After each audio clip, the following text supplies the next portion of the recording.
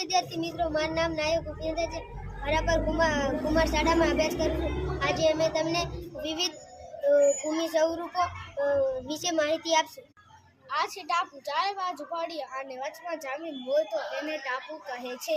આ છે અખાત. તેની ત્રણેય બાજુ જમીન અને એક બાજુ પાણી હોય તેને અખાત કહે છે. આ છે દ્વીપકલ્પ. જેની ત્રણેય બાજુ પાણી અને એક બાજુ જમીન તેને દ્વીપકલ્પ કહે છે. આ છે ભૂસી. જમીનનો જે ભાગ લાંબો છે અને પાણીની વચ્ચે રહ્યો છે તેને ભૂસી કહે છે.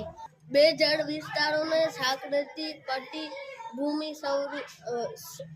આજે સમુદ્રની બે જળ વિસ્તારોને જોડતી એક સાંકડી પટ્ટીને કહેવાય છે. ઉપસાગર. સામાન્ય રીતે મહાસાગરના જળો ભાગનો આંશિક ભાગ હોય એટલે ઉપસાગર. નીચે આવેલી પર્વતોની જગ્યા.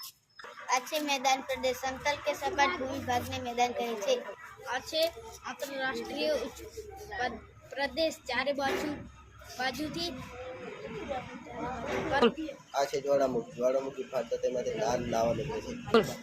આ છે ખંડ પર્વત. આજુબાજુના ભાગના નીચાણવાળા ભાગને